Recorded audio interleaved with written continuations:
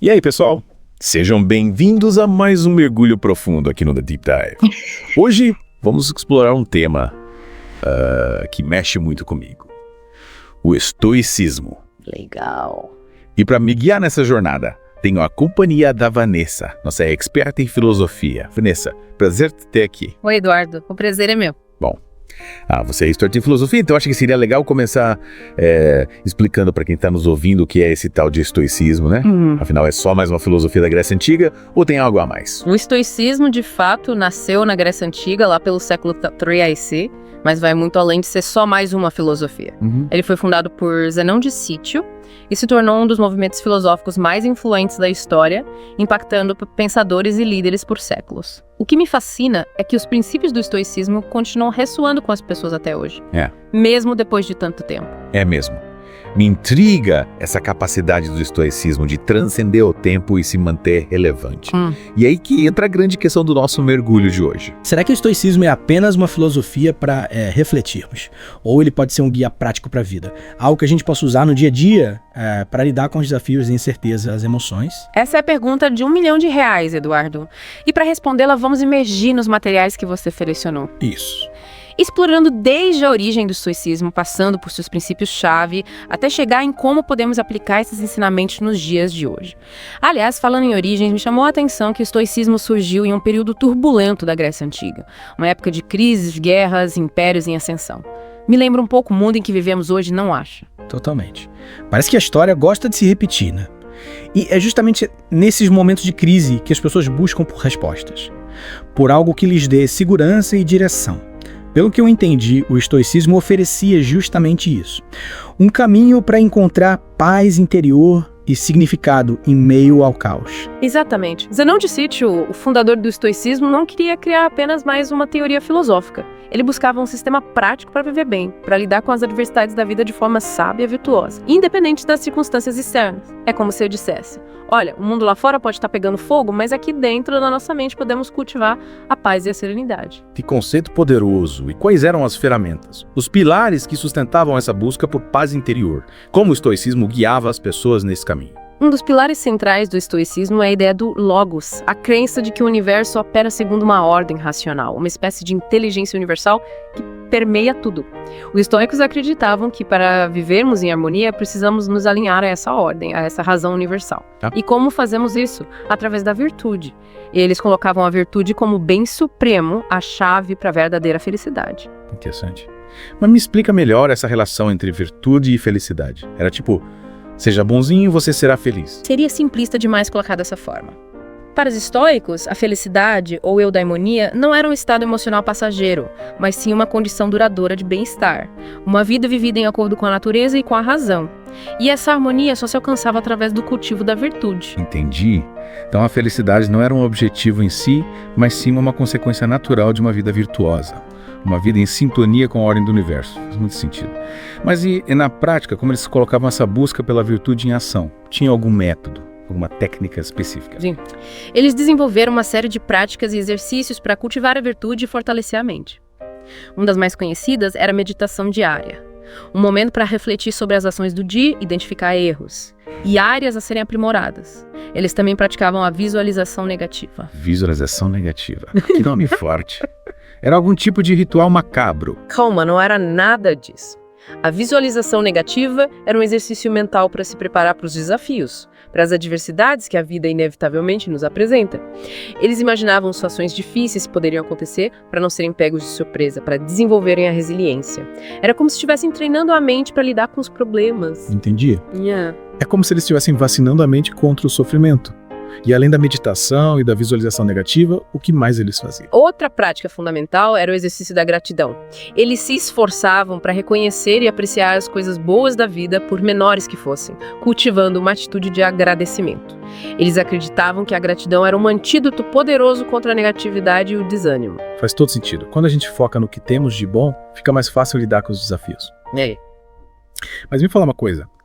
Entre esses princípios todos, tem algum que você considera central? Que resume a essência do estoicismo? Sem dúvida, a dicotomia do controle. Esse princípio é a espinha dorsal do estoicismo. Ele nos ensina a focar naquilo que podemos controlar. nossas ações, pensamentos, reações. Sim. E aceitar com serenidade o que está fora do nosso alcance, como eventos externos, a opinião dos outros, o clima. A dicotomia do controle. Que conceito intrigante. Explica melhor como ela funciona na prática. Imagine que você está preso em um engarrafamento. Você não controla o trânsito, o comportamento dos outros motoristas, o tempo que vai levar para chegar ao seu destino, mas você controla a sua reação a essa situação.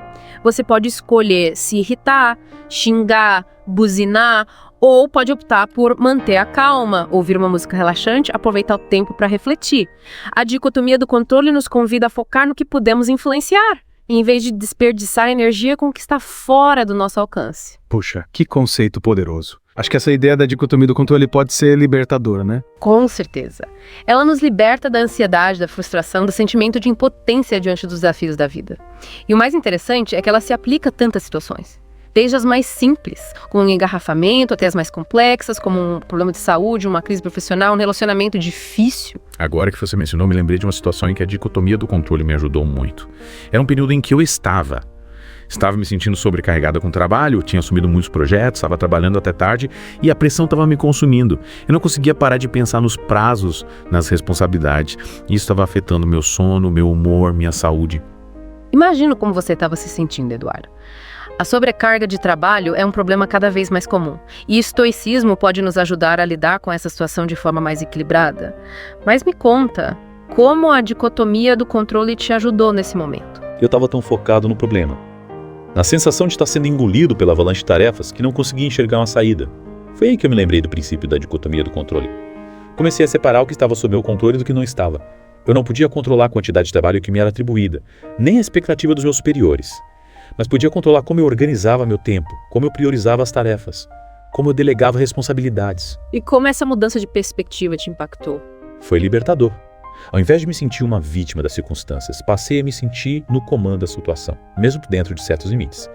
Comecei a aplicar técnicas de gestão de tempo, a delegar tarefas, a estabelecer limites mais claros entre trabalho e vida pessoal. Aos poucos, a sensação de sobrecarga foi diminuindo, e eu recuperei o controle da minha rotina. Que exemplo inspirador!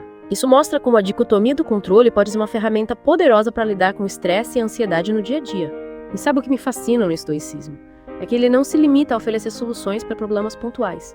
Ele nos convida a uma mudança de perspectiva, a uma transformação interior que impacta todas as áreas da nossa vida. Concordo plenamente. O estoicismo não é uma receita de bolo, um conjunto de regras prontas para seguir. É um convite à reflexão, ao autoconhecimento, a uma busca constante por viver em harmonia com a razão, com a natureza e com os outros. Exatamente. E essa busca por harmonia se reflete também na forma como os estoicos encaravam as emoções. Eles não pregavam a supressão das emoções como muitos pensam. Eles reconheciam que as emoções fazem parte da natureza humana, mas alertavam para o perigo de sermos controlados por elas. É verdade. Muitas vezes a gente age impulsivamente, tomados pela raiva, pelo medo, pela tristeza, depois nos arrependemos das nossas ações. Como o estoicismo nos ajuda a lidar com essa montanha russa emocional? Os estoicos desenvolveram técnicas para compreender e gerenciar as emoções de forma mais racional, evitando que elas nos dominem. Uma dessas técnicas era a antecipação racional, que nos convida a antecipar situações que podem gerar emoções negativas e a preparar a mente para lidar com elas. Por exemplo, se você sabe que vai ter uma reunião tensa no trabalho, pode se preparar mentalmente para manter a calma, para não se deixar levar por provocações, para responder com sabedoria. É como se a gente estivesse ensaiando para uma peça, né? Nos preparando para o papel que queremos desempenhar, para a reação que queremos ter diante dos desafios. Perfeito. A antecipação racional nos dá a chance de escolher como queremos reagir, em vez de sermos marionetes das nossas emoções. Outra técnica interessante é o reframing, que consiste em reavaliar uma situação sob uma nova perspectiva, buscando um ângulo mais positivo, mais construtivo. Por exemplo, se você perde um emprego, pode encarar isso como um fracasso, como o fim da linha. Ou pode enxergar como uma oportunidade para buscar novos desafios, para reinventar sua carreira, para descobrir um novo caminho. O estoicismo nos convida a sermos protagonistas da nossa história, a não nos deixarmos abater pelos obstáculos, a encontrar significado e aprendizado em cada experiência. E essa capacidade de encontrar significado, de enxergar a beleza, propósito em meio às dificuldades era fundamental para os estoicos. Eles acreditavam que, por mais desafiadora que a vida possa ser, sempre há algo pelo que agradecer, algo a ser admirado, algo a ser celebrado. E essa atitude de gratidão era fundamental para cultivar a paz interior e a felicidade. A gratidão. Um tema tão importante e ao mesmo tempo tão negligenciado nos dias de hoje. Vivemos numa sociedade que nos incentiva a buscar sempre mais, a nos compararmos com os outros, a focar no que nos falta e acabamos esquecendo de apreciar as coisas simples, as pequenas alegrias que a vida nos oferece. É verdade. E essa busca incessante pelo que nos falta gera uma sensação de vazio, de insatisfação, de ansiedade. O estoicismo nos convida a romper esse ciclo vicioso, a cultivar a gratidão pelo que temos, a encontrar contentamento nas pequenas coisas. Falando em contentamento, me lembrei de um exercício estoico que me ajudou a lidar com a frustração de não ter conseguido algo que eu queria muito. Era uma osação. Era um exercício de visualização negativa, mas com um toque diferente ao invés de focar no pior cenário possível. Eu me imaginei sem aquilo que eu tanto desejava e me perguntei como eu me sentiria. Minha vida seria realmente pior sem isso? Quais seriam as consequências? E o que você descobriu com esse exercício? Percebi que, na verdade, minha vida não seria tão diferente. Sem aquela coisa, eu tinha superestimado a importância dela, tinha colocado nela uma carga emocional que não era real. Imaginar sem ela me sentir mais leve, mais livre.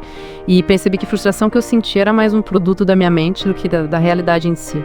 Que interessante, Eduardo. Esse exercício nos mostra como nossos desejos e apegos podem nos aprisionar, nos causar sofrimento desnecessário. O estoicismo nos convida a questionar esses apegos, a desapegar do que não está sob nosso controle, a encontrar a liberdade interior. É como se a gente estivesse limpando a mente de todo o entulho, de todas as expectativas irreais, de todas as crenças limitantes que nos impedem de sermos felizes, e essa leveza, essa liberdade interior nos permite encarar a vida com mais serenidade, mais resiliência, mais sabedoria. Exatamente, o estoicismo nos equipa com ferramentas para lidar com as adversidades, para transformar os desafios em oportunidades de crescimento, para encontrar significado e propósito em cada experiência. E o mais fascinante é que essa filosofia milenar continua tão relevante nos dias de hoje, nos oferecendo um guia para navegar pelas complexidades do mundo moderno. É verdade.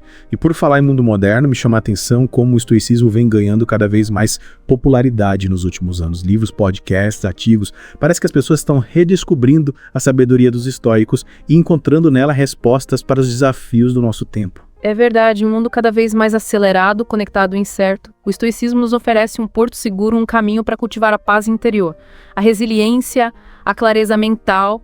Ele nos convida a desacelerar, a conectar com o que realmente importa, viver com mais intencionalidade. E o mais importante, o estoicismo, é para todos, não importa a sua idade. Profissão cresce estilo de vida. Os ensinamentos estoicos são universais e atemporais e podem ser aplicados por qualquer pessoa que busca viver uma vida mais plena e significativa. É como se os estoicos tivessem nos deixado um mapa, um guia, para trilharmos o caminho da sabedoria, da virtude, da felicidade. Cabe a cada um de nós decidir se vamos seguir esse mapa, se vamos nos aventurar nessa jornada de autoconhecimento e transformação. É isso aí, pessoal. Esperamos que tenham curtido esse mergulho profundo no mundo do estoicismo. Ficamos por aqui. Mas a conversa continua.